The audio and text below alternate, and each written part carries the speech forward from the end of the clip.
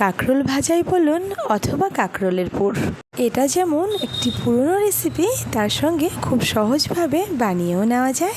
নিরামিষ দিনে আমি কি করে এই পুর খুব সহজভাবে বানিয়ে নিই, আজ সেটাই আপনাদের সঙ্গে শেয়ার করব।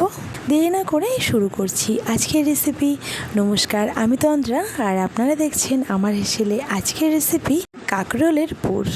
শুরুতেই লাগছে কাঁকরোল, আর এখানে আমি বড় সাইজের কাঁকরোলগুলোই নিয়ে নিয়েছি। এবার কাঁকরোলগুলোকে একটু সেদ্ধ করে নেব বা ভাপিয়ে নিলেও হবে। তাই একটি পাত্রে জল বসিয়ে তাতে কাঁকরোলগুলো দিয়ে দিলাম, আর খুব সামান্য দিয়ে দিচ্ছি নুন। এবার ঢাকা দিয়ে প্রায় 6 থেকে 7 মিনিটের জন্য সেদ্ধ করে নেব।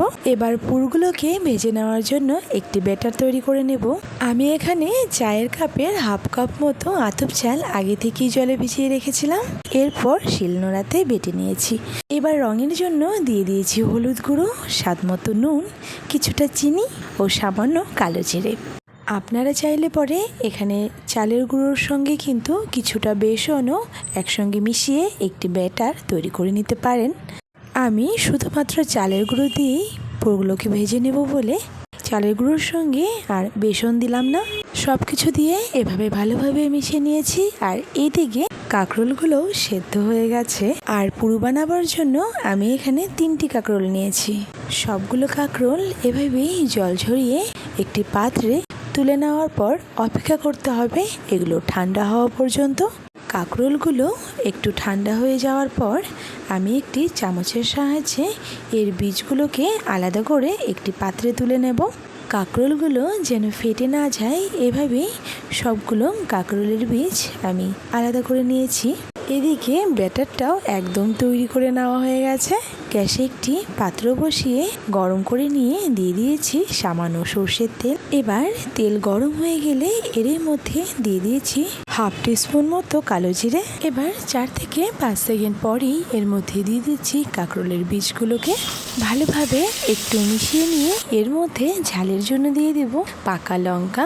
এখানে আমি পাকা লঙ্কা ব্যবহার করেছি, আপনারা কিন্তু চাইলে কাঁচা লঙ্কা অথবা লঙ্কার গুঁড়োও ব্যবহার করতে পারেন। ঝালের পরিমাণটা অবশ্যই নিজেদের স্বাদ অনুযায়ী দিয়ে দিতে পারেন। এরপর দিয়ে দিয়েছি হাফ ইঞ্চ মতো কুচিয়ে রাখা আদা, রঙের জন্য হাফ টিস্পুন হলুদ গুঁড়ো, স্বাদ মতো নুন। এবার আবারও ভালোভাবে একবার নেড়েচেড়ে সব কিছু মিশিয়ে নিচ্ছি। এবার দিয়ে দিচ্ছি হাফ টিস্পুন মতো জিরে গুঁড়ো। যেহেতু রেসিপিটা নিরামিষ, তাই এখানে আর পেঁয়াজ রসুনের ব্যবহার করলাম না। বীজগুলো যেহেতু আগে থেকে সেদ্ধ করে নেওয়া, তাই পুরটা বানিয়ে নিতে খুব বেশি একটা সময়ের প্রয়োজন হয় না। একদম অল্প সময়েই কিন্তু আমরা পুরটাকে তৈরি করে নিতে পারি। এবার এর মধ্যে দিয়ে দিচ্ছি নারকেল কোড়ানো 3 টেবিল স্পুন, আর তার সঙ্গে দিয়ে দিচ্ছি গ্রেট করে রাখা 3 টেবিল স্পুন মতো পনির। গ্যাসের ফ্লেম মিডিয়াম টু লোতে রেখে সব কিছু ভালোভাবে একবার মিশিয়ে নিচ্ছি। এখানে পুরটাকে আমি ভেজে নিয়ে তৈরি করছি, আর যদি আপনাদের হাতের কাছে পনির বা নারকেল না থাকে তাহলে নিজেদের পছন্দ অনুযায়ী কিন্তু পুর তৈরি করে নিতে পারেন। যেমন নারকেল সর্ষের একটি পেস্ট করেও আপনারা পুর তৈরি করে নিতে পারেন, আবার ডাল বেটেও পুর আপনারা বানিয়ে নিতে পারেন।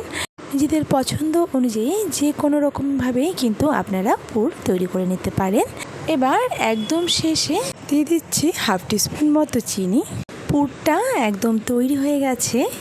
1 থেকে 2 মিনিট এভাবেই নেড়ে চেড়ে তুলে নেব একটি পাত্রে। এবার আগে থেকেই সেদ্ধ করে নেওয়া কাঁকরোলগুলোতে তৈরি করে নেওয়া পুরটাকে ভরে নিতে হবে। আমি সবগুলো কাঁকরোলের ভেতর একটি চামচের সাহায্যে পুরটাকে ভরে নিচ্ছি।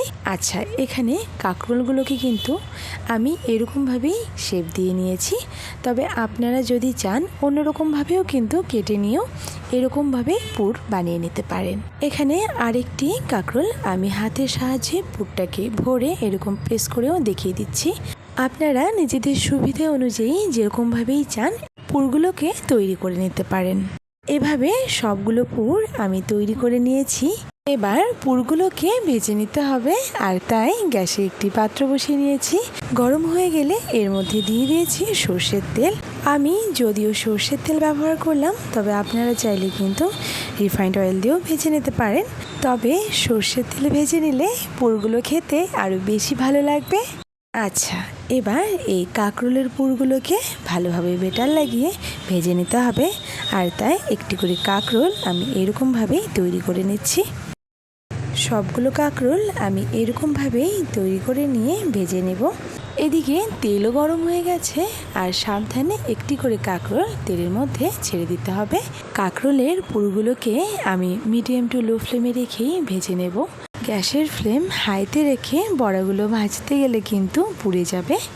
যদি অল্প সময় নিয়ে বড়াগুলোকে উল্টে পাল্টে গোল্ডেন ব্রাউন করে ভেজে নেন, তাহলে বড়াগুলো বেশ অনেকটা সময় ধরে যেমন মুচমুচেও থাকে আর পুড়েও যাবে না।